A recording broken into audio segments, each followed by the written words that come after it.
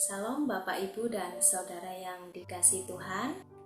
Perkenalkan, saya Tuni Haryati, mahasiswa STT Ekumeni Jakarta, program Pascasarjana Pendidikan Agama Kristen. Perkenankan saya untuk mempresentasikan tugas hermeneutika yang terambil dari Injil Matius 3 ayat 8 dengan judul Menghasilkan buah yang sesuai dengan pertobatan. Presentasi ini untuk memenuhi tugas mata kuliah hermeneutika yang diampu oleh Dr. Timotius Bakti Sarono. Injil Matius 3 ayat 8 yang berbunyi, "Jadi hasilkanlah buah yang sesuai dengan pertobatan." Ayat ini diucapkan oleh Yohanes Pembaptis kepada orang-orang Farisi dan Saduki yang datang untuk dibaptis, namun dengan sikap yang tidak tulus. Dalam konteks hermeneutika, kita akan mempelajari latar belakang penulisan Injil Matius 3 ayat 8, analisis teks dalam bahasa aslinya, perbandingan terjemahan, 3 komentari, parsing, ayat paralel, dan aplikasi praktis bagi jemaat masa kini. Untuk memahami latar belakang penulisan Matius 3 ayat 8, dalam konteks hermeneutika, kita perlu melihat berbagai aspek seperti konteks sejarah, budaya, dan tujuan penulis, yaitu Matius, dalam menyusun Injilnya. Mari kita analisis secara mendalam menggunakan pendekatan hermeneutika. Konteks sejarah. Yohanes Pembaptis muncul pada abad pertama Masehi di Yudea yang berada di bawah kekuasaan Romawi. Ia adalah nabi yang menyerukan pertobatan sebagai persiapan menyambut Mesias yang terdapat di dalam Matius 3 ayat 3. Baptisan yang dilakukan Yohanes adalah simbol pembersihan dosa dan perubahan hidup yang tidak umum dilakukan oleh orang-orang Yahudi pada masa itu kecuali dalam konteks ritual tertentu. Farisi dan Saduki. Farisi adalah kelompok religius yang sangat memperhatikan hukum Taurat, sering dikritik karena sikap legalistik dan munafik mereka. Saduki adalah kelompok elit yang lebih sekuler, sering berkompromi dengan kekuasaan Romawi dan tidak mempercayai kebangkitan orang mati. Kedua kelompok ini datang kepada Yohanes mungkin karena penasaran atau untuk menjaga reputasi mereka di mata masyarakat. Tetapi Yohanes mengetahui bahwa hati mereka tidak tulus. Makna pertobatan dalam konteks Yahudi.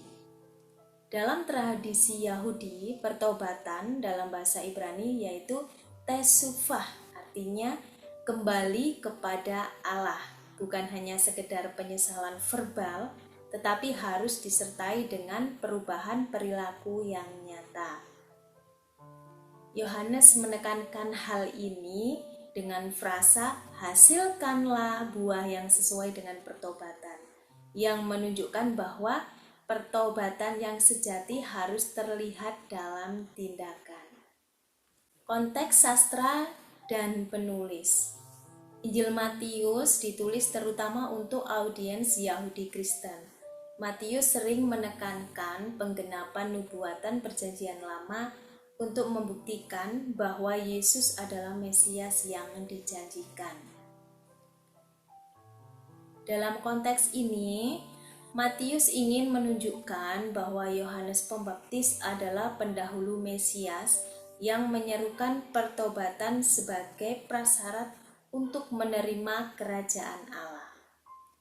Struktur narasi Matius 3 ayat 8 terletak dalam bagian awal Injil di mana Yohanes Pembaptis diperkenalkan sebagai tokoh penting yang mempersiapkan jalan bagi Yesus. Matius menempatkan peringatan keras Yohanes kepada Farisi dan Saduki untuk menunjukkan bahwa kerajaan Allah yang akan datang menuntut perubahan hati yang radikal, bukan sekedar ritual atau status sosial. Pilihan bahasa: dalam bahasa Yunani, frasa hasilkanlah buah poiokarpon menunjukkan tindakan aktif dan berkelanjutan. Istilah pertobatan atau metanoia berarti perubahan pikiran atau hati yang total yang mengarah pada transformasi hidup. 3 terjemahan yang lain. Yang pertama, NIV, produce fruit in keeping with repentance. Hasilkanlah buah yang sesuai dengan pertobatan. Yang kedua, menurut KJV, yaitu bring forth therefore fruits meet for repentance. Karena itu, hasilkanlah buah-buah yang sesuai dengan pertobatan. Sedangkan menurut ESV, bear fruit in keeping with repentance. Berbuahlah yang sesuai dengan pertobatan. 3 terjemahan Alkitab, yaitu NIV, KJV, dan ESV menyatakan bahwa kita harus menghasilkan buah atau perbuatan yang sesuai dengan pertobatan. 3 komentari. Yang pertama, Ellicott Commentary. Buah yang sesuai dengan pertobatan, terjemahan dalam bahasa Inggris kurang jelas dan kurang tepat. Karena seolah-olah menunjukkan bahwa buah itu mempersiapkan jalan bagi pertobatan. Namun, maknanya sebenarnya adalah dengan datang kepada baptisan, kamu menyatakan pertobatan. Karena itu, hasilkanlah buah yang layak bagi pertobatan, yaitu dengan mencerminkan hati dan kehendak yang telah diubahkan. Yang kedua, menurut Jamieson Fausset Brown, yang berbunyi, karena itu hasilkanlah buah. Bacaan yang benar jelas adalah buah yang sesuai dengan pertobatan, yaitu buah yang layak bagi seorang yang benar-benar bertobat.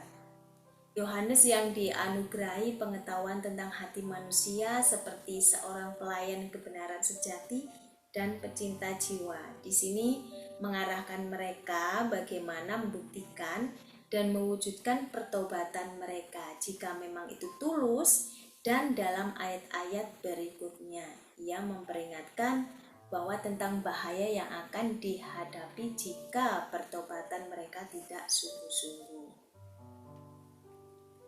Sedangkan menurut Matthew Poole Commentary, kalian datang ke sini dan menyelipkan diri di antara kerumunan orang yang bertobat. Tetapi itu tidak cukup. Pertobatan yang sejati bukanlah sesuatu yang mandul. Demikian juga daun-daun pengakuan lahiriah kalian tidak cukup sebagai tanda pertobatan yang sesungguhnya. Kalian harus menghasilkan buah kekudusan, yaitu buah yang mencerminkan hakikat pertobatan sejati. Hasil yang wajar dari kebiasaan disebut sebagai buahnya. Demikianlah kita membaca tentang buah dari dosa dan buah dari kebenaran. Buah yang sesuai atau sepadan dengan perubahan hidup bagi pertobatan adalah perbuatan yang merupakan hasil sejati dari pertobatan atau secara adil mencerminkan pengakuan lahiriah akan pertobatan. Sebagaimana iman tanpa perbuatan adalah mati, demikian pula pertobatan tanpa perbuatan adalah mati. 3 komentar Alkitab, Ellicott, Jamieson, Fausset Brown, dan Matthew Poole menjelaskan bahwa pertobatan sejati harus menghasilkan buah atau perbuatan yang mencerminkan hati yang berubah, bukan hanya pengakuan lahiriah, karena pertobatan tanpa perbuatan adalah mati.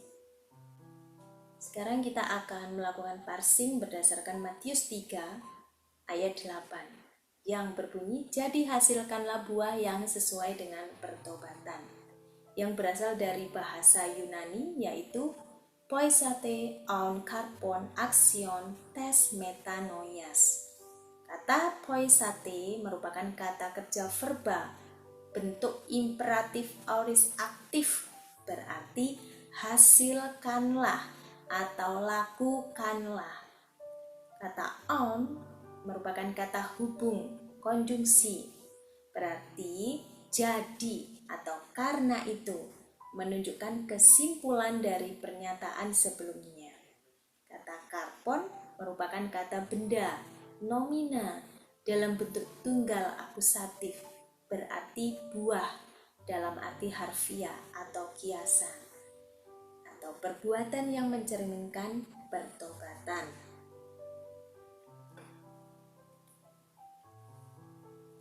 Kata aksion merupakan kata sifat adjektif dalam bentuk tunggal akusatif, berarti layak, sesuai, atau sebanding. Kata tes merupakan artikel tertentu, yaitu definitif dalam bentuk genitif feminin, mengacu pada kata berikutnya. Sedangkan kata metanoias merupakan kata benda atau nomina dalam bentuk genitif feminin, berarti pertobatan, yang berasal dari metanoia atau perubahan pikiran atau hati.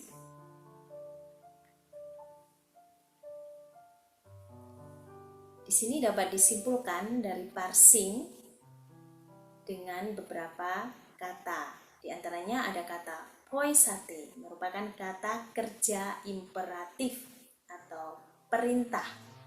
Lalu ada kata karpon, kata benda sebagai objek langsung. Ada kata aksion, kata sifat yang menerangkan buah. Lalu ada tes metanoias, merupakan frasa genitif yang menunjukkan hubungan dengan pertobatan. Sedangkan dalam terjemahan bahasa Indonesia ini cukup sesuai dengan makna dalam bahasa aslinya. Namun kata sesuai dengan dalam terjemahan LAI atau Lembaga Alkitab Indonesia ini berasal dari kata aksion yang lebih tepat diterjemahkan sebagai layak atau sebanding dengan pertobatan. Selanjutnya kita akan melakukan paralel dari dari Matius 3 ayat 8 yang berbunyi, jadi hasilkanlah buah yang sesuai dengan pertobatan. Di antaranya terdapat pada Filipi 1 ayat 11. Penuh dengan buah kebenaran yang dikerjakan oleh Yesus Kristus untuk memuliakan dan memuji Allah. Lalu ada di dalam Kisah Para Rasul 26 ayat 20. Pertama-tama kepada mereka di Damsyik dan Yerusalem, lalu kepada semua orang di wilayah Yudea, dan kemudian kepada bangsa-bangsa lain, aku memberitakan bahwa mereka harus bertobat dan berbalik kepada Allah, serta melakukan perbuatan yang sesuai dengan pertobatan mereka. Lalu di dalam Galatia 5 ayat 22 sampai 23. Tetapi buah roh adalah kasih, sukacita, damai sejahtera, kesabaran, kemurahan, kebaikan, kesetiaan, kelemah lembutan, penguasaan diri. Tidak ada hukum yang menentang hal-hal itu. Efesus 5 ayat 9. Terang hanya berbuahkan kebaikan dan keadilan dan kebenaran.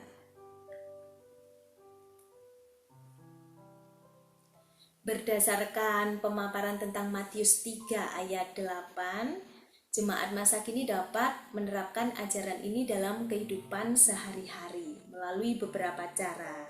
Antara lain, pertobatan yang nyata dalam kehidupan sehari-hari.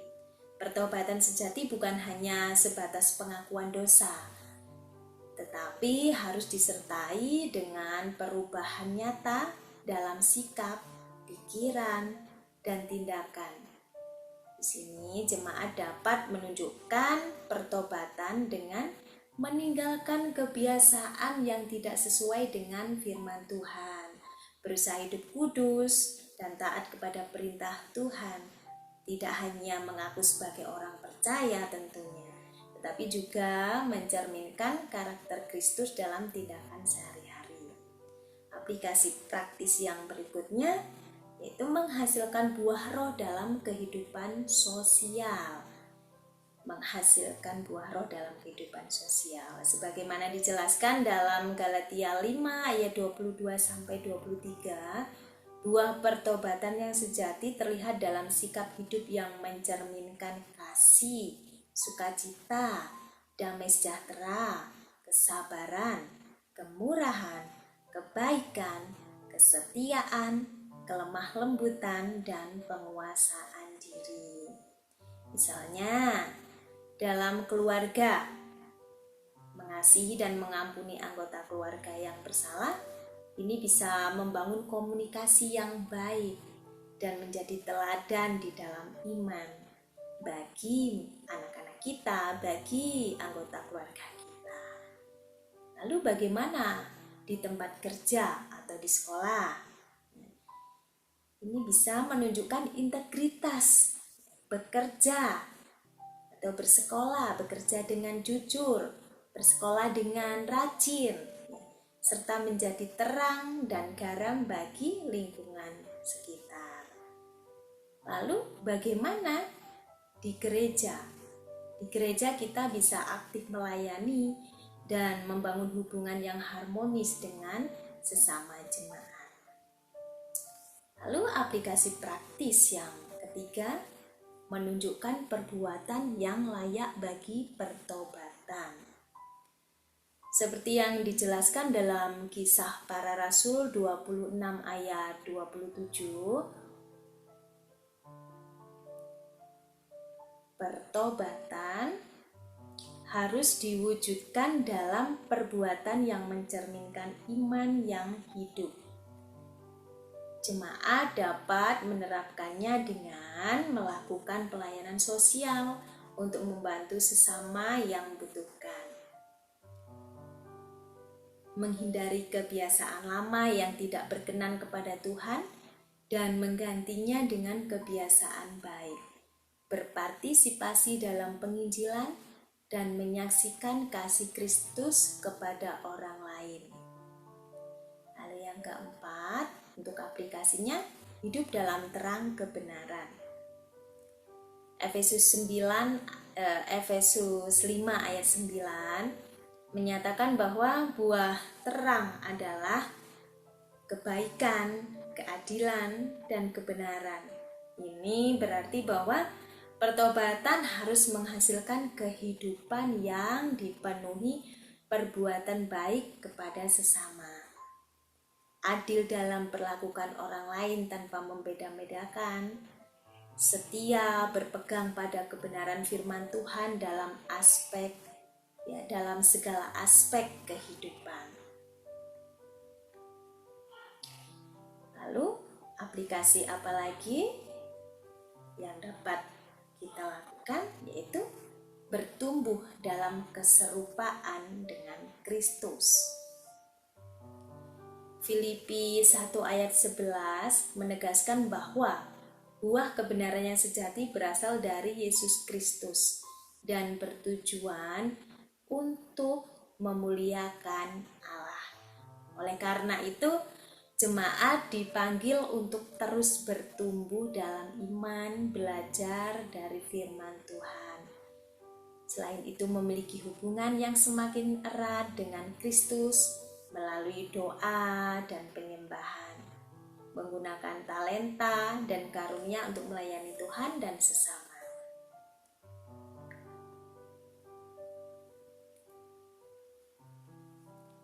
Kesimpulan dari pemaparan saya hari ini, yang pertama adalah pertobatan sejati.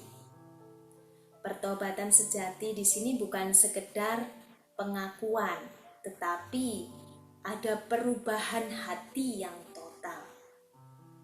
Lalu ada transformasi hidup. Ada perubahan nyata dalam sikap, pikiran, dan tindakan. Lalu yang paling paling tinggi, di situ digambarkan sebagai piramidal yang paling tinggi, ada tujuan akhir dari buah pertobatan adalah memuliakan Allah. Semua yang kita lakukan adalah untuk memuliakan Allah. Menghasilkan buah yang sesuai dengan pertobatan berarti hidup dalam perubahan yang nyata. Mempraktikkan buah roh, melakukan perbuatan baik, hidup dalam kebenaran, dan bertumbuh dalam Kristus. Kita sebagai jemaat harus terus berusaha mencerminkan karakter Kristus dalam kehidupan sehari-hari agar pertobatan kita benar-benar terlihat dan menjadi kesaksian bagi dunia. Demikian presentasi dari saya. Kiranya apa yang telah saya sampaikan boleh menjadi berkat, boleh menjadi tuntunan di dalam menjalani kehidupan kita, sehingga hidup kita bisa sempurna seperti Bapa, serupa dengan Tuhan Yesus. Terima kasih. Tuhan Yesus memberkati. Shalom.